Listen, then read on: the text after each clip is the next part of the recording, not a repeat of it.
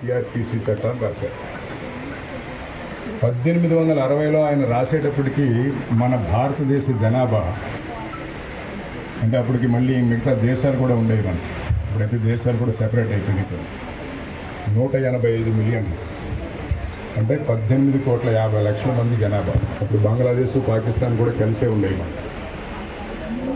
ఆ టైంలో మనకి ఈ యాక్ట్ రాసినప్పుడు ఆయనకి మన భారతదేశంలో ఉన్నటువంటి ఇన్ని వెహికల్స్, ఇంత స్పీడ్గా వెళ్ళేటువంటి వెహికల్స్ అది తెలియదు.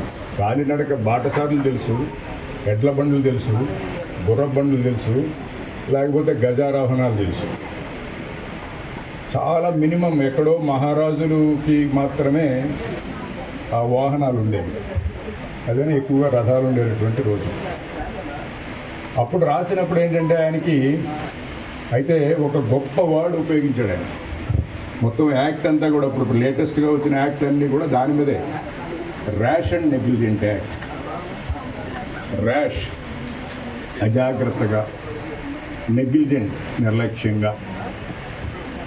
ఎవరైనా ఒక వాహనాన్ని, ఒక యాక్ట్, ఒక చర్యను చేసినప్పుడు అది ఇతరులకు గాయపరిస్తే కాజింగ్